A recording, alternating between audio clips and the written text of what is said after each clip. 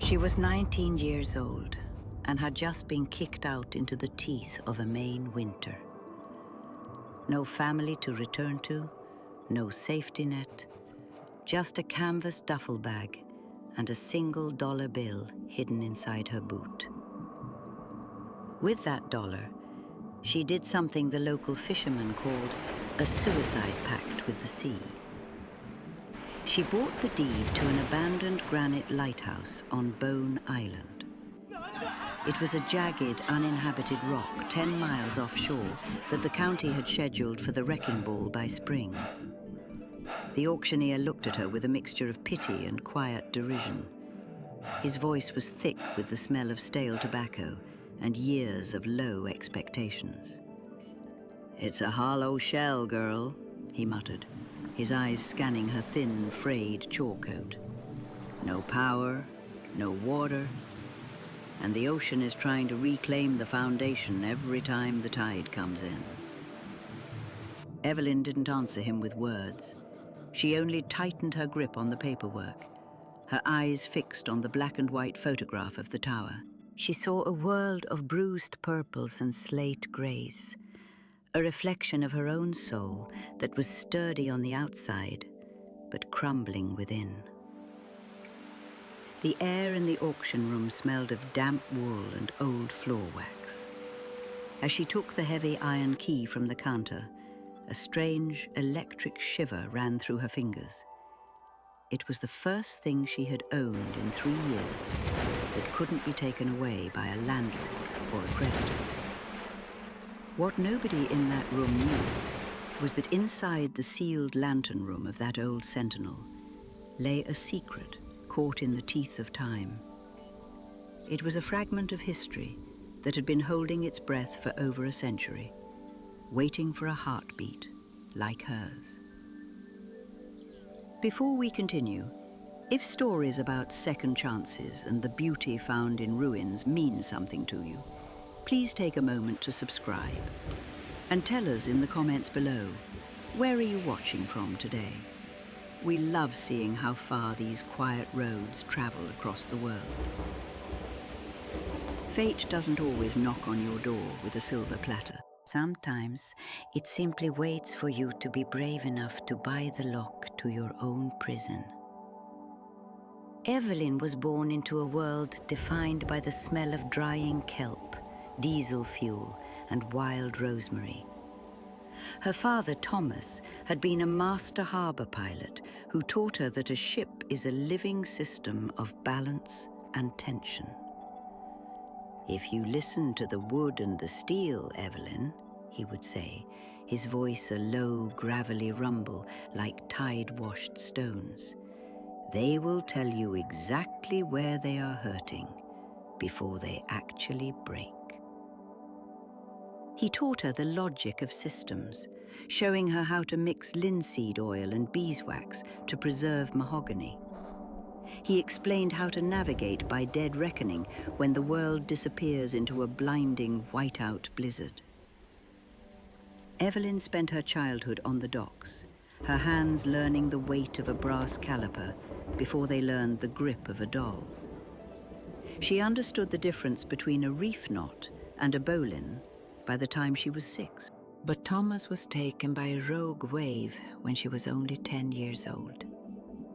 The sea he loved turned into the thief that stole her future. Her mother, a woman as delicate and translucent as sea glass, never truly recovered from the loss.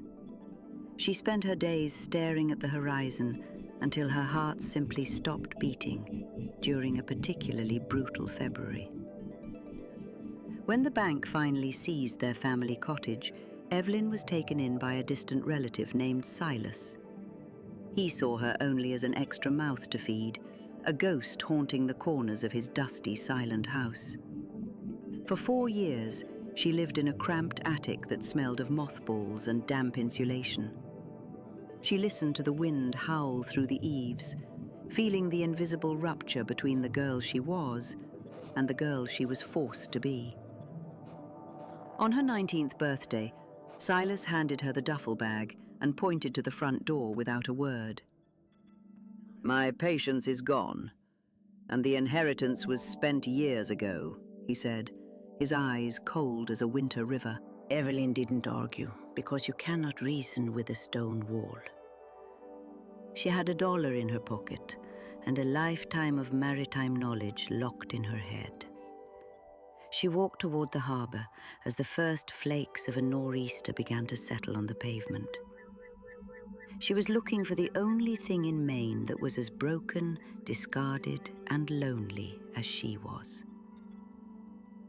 The journey to Bone Island was a 3-hour trial of physical and mental endurance. Evelyn bartered a ride on a supply skiff, sitting among crates of salt cod and rusted anchor chains. The Atlantic was a churning cauldron of slate-grey peaks and frothing white foam. The boat moved through the water with a rhythmic, violent slamming that would have broken a lesser person. The freezing spray felt like liquid needles pressing against her chapped skin. As they approached the reef, the lighthouse emerged from the fog like a jagged tooth rising from the jaw of the ocean. It was 60 feet of rough-hewn granite, its white paint long ago stripped away by decades of ice and salt. The fisherman dropped her at a crumbling stone pier and disappeared back into the grey curtain of the storm. He didn't even say goodbye, perhaps thinking he was leaving her to die. Evelyn stood alone, the silence of the island settling over her like a heavy, suffocating wool blanket. The path up to the tower was a graveyard of broken timber, sea-bleached bones and sharp beach grass. Every step toward the summit felt like a negotiation with a sleeping giant. Bone Island was a place where time had stalled in the year 1920, frozen by the salt and the cold. As she reached the heavy oak door of the Sentinel, she realized she wasn't just buying a building for $1. She was buying the right to be the only person on Earth who knew why the light had gone out. Rust on a hinge is not just oxidized iron. It is the physical manifestation of time's tears waiting to be wiped away. Maybe it was the way the tower seemed to lean toward her in the wind, seeking a shoulder to rest on. Maybe it was the way she finally felt found, 10 miles away from any other human soul. Evelyn pulled the heavy iron key from the pocket of her chore coat. The metal was cold, biting into her palm like a frozen coin retrieved from the bottom of a well. She pressed it into the keyhole of the massive oak door. The mechanism did not move. It was a complex system of tumblers and springs that had been frozen by 70 years of salt air oxidation and neglect. She did not try to force it. Force is the language of those who do not understand how things are built. Instead, she pulled a small tin of graphite powder from her duffel bag. This was a trick her father had taught her on the docks of Lubeck. "Never fight the metal, Evelyn," he had once whispered while repairing a rusted winch. "Invite it to move, and it will follow your lead." She puffed the fine grey powder into the keyhole. She tapped the cylinder with the wooden butt of her wrench. The vibrations traveled through the iron, loosening the grip of the decades. She turned the key again. The lock snapped with a sharp sound like a pistol shot in the morning silence. The door groaned on hinges that screamed for oil. She stepped inside. The interior was a vast vertical throat of shadows. It smelled of cold granite, ancient soot, and the sharp metallic tang of oxidized iron. The air was heavy and still, tasting of dust that had settled before she was even born. A spiral staircase of cast iron wound its way up the inner walls like a rusted ribbon. Every rivet was weeping a streak of orange rust, that looked like dried blood against the grey stone. As she stood there, the roar of the Atlantic outside transformed. It became a low, thrumming vibration that resonated through the very stones of the tower. The lighthouse did not feel like a building. It felt like a giant that had been holding its breath since 1925. She clicked on her flashlight. The beam cut through the gloom like a surgical scalpel. Dust motes danced in the light, thick as winter snow. They were disturbed for the first time in nearly a century. The ground floor was a wreckage of rotted crates, sea-bleached timber, and old bird nests. But as she moved the beam upward, she saw the staircase vanishing into the absolute blackness above. The tower was watching her. It held its breath, waiting to see if this girl with the grease-stained hands was the one it had been dreaming of. Maybe it was the way the stone walls felt warm under her palm, as if the building were running a fever. Maybe it was the way she realized that a loss is not a void, but a foundation for a rebirth. To understand why the Bone Island light went dark, one has to travel back to a frozen night in November 1920. The sky that night was the color of a fresh bruise, dark and heavy with the coming storm. The SS Aurora was a merchant steamer carrying more than just coal and timber. It carried secret government bullion and the private fortunes of a dozen desperate investors. A catastrophic blizzard had blinded the ship's navigator. The waves were 30 feet high, white-crested monsters crashing against the jagged cliffs of the island. Elias Vance was the keeper on duty that night. He stood in the high gallery, the wind trying to tear the very clothes from his back. He heard the piercing shriek of twisted steel as the ship's hull was ripped open by the reef. He heard the terrifying roar of the freezing surf swallowing the cries of the men. The air smelled of heavy bunker coal, salt spray, and the metallic sting of blood. Elias managed to pull a single survivor from the frothing white foam using a lifeline and sheer will. And he pulled 3 salt-encrusted wooden crates from the reaching tide. But Elias was a man who had seen the system fail his own family during the hard years before the war. He knew that if he reported the gold, the state would reclaim it in an instant. They would take the fortune and leave the starving fishing villages to rot in the shadows of the coast.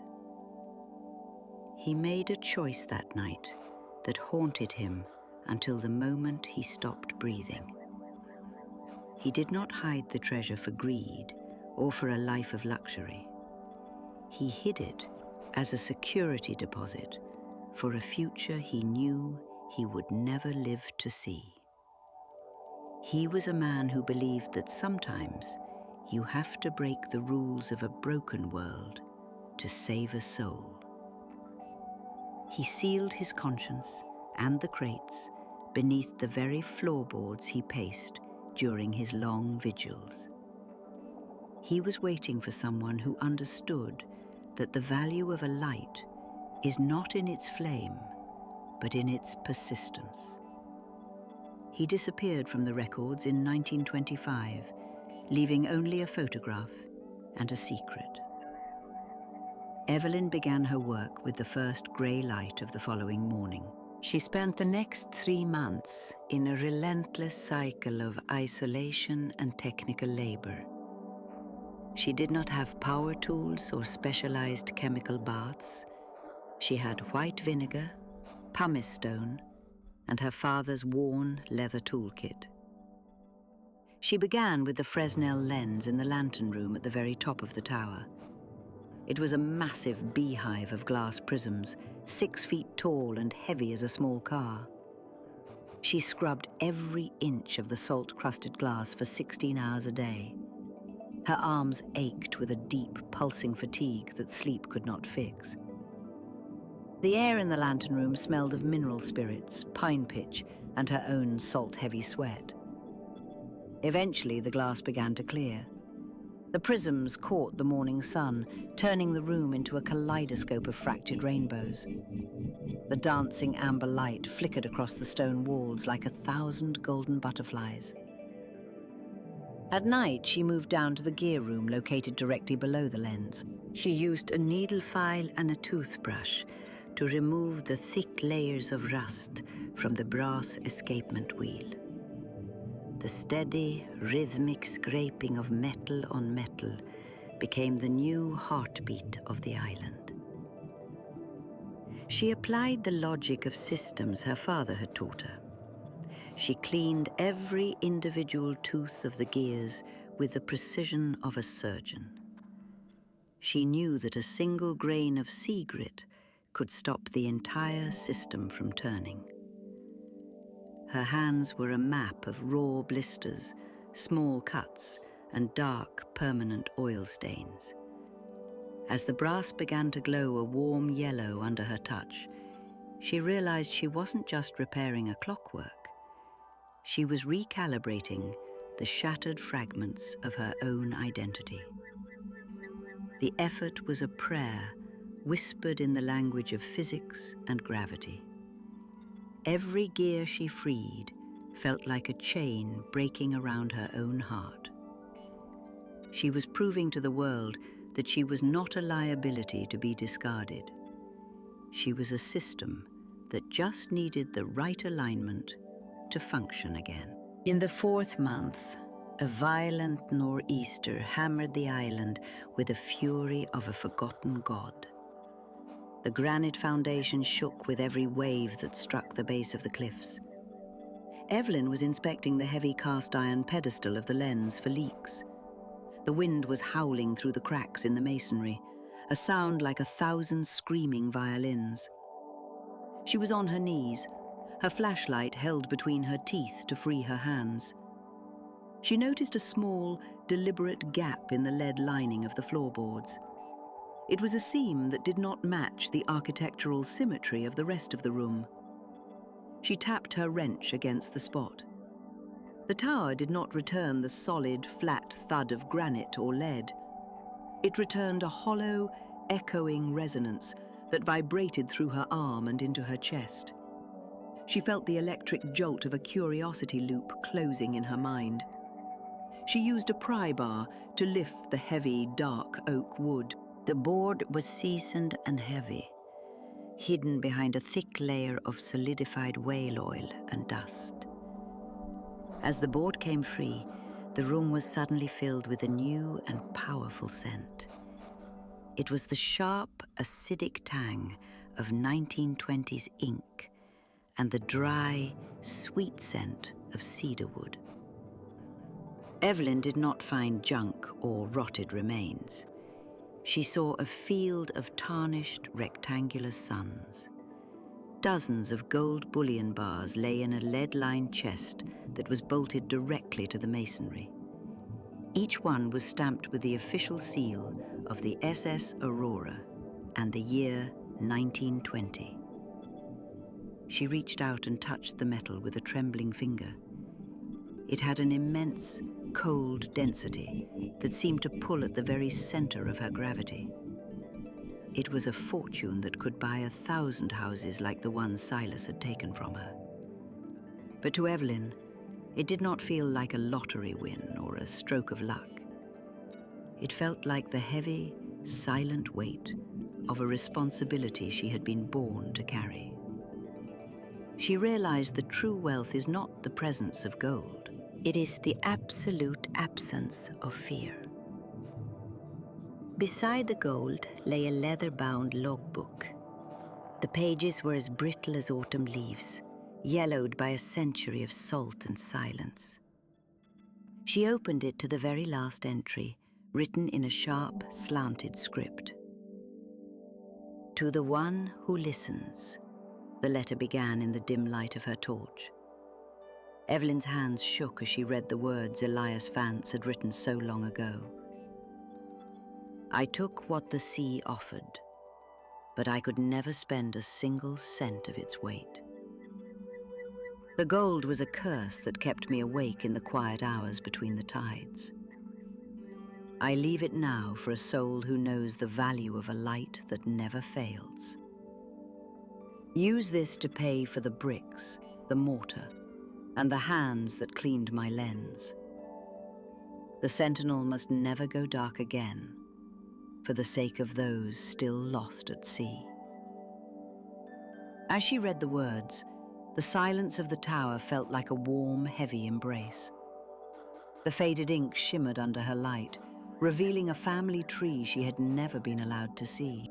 Elias Vance was her great-great-uncle, a man erased from her family's stories. He had disappeared in 1925, and Silas had always called him a coward. The family had whispered that he was a man who abandoned his post for a bottle of gin. But Evelyn saw the truth in the technical notes and the desperate sketches he had left behind. He had not abandoned his post. He had died protecting the integrity of the light. Evelyn realized then that she was not an intruder or a squatter on Bone Island. She was the rightful heir to a century-old vigil of fire and stone. The gold was not a gift from a stranger. It was overdue wages for a lineage of people who had been discarded by a cruel world. She sat on the cold floor and listened to the wind whispering through the granite cracks. For the first time since her father died, she understood that she was no longer homeless.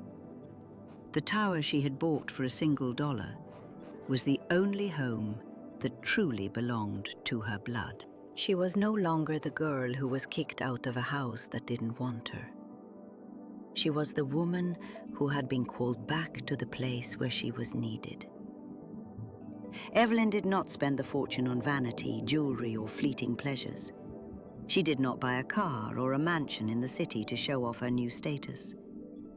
She used the gold to legally claim, restore, and preserve Bone Island light for the future. She hired the same townspeople who had once laughed at her in the auction room. She paid them fair wages, the kind of wages Thomas would have approved of.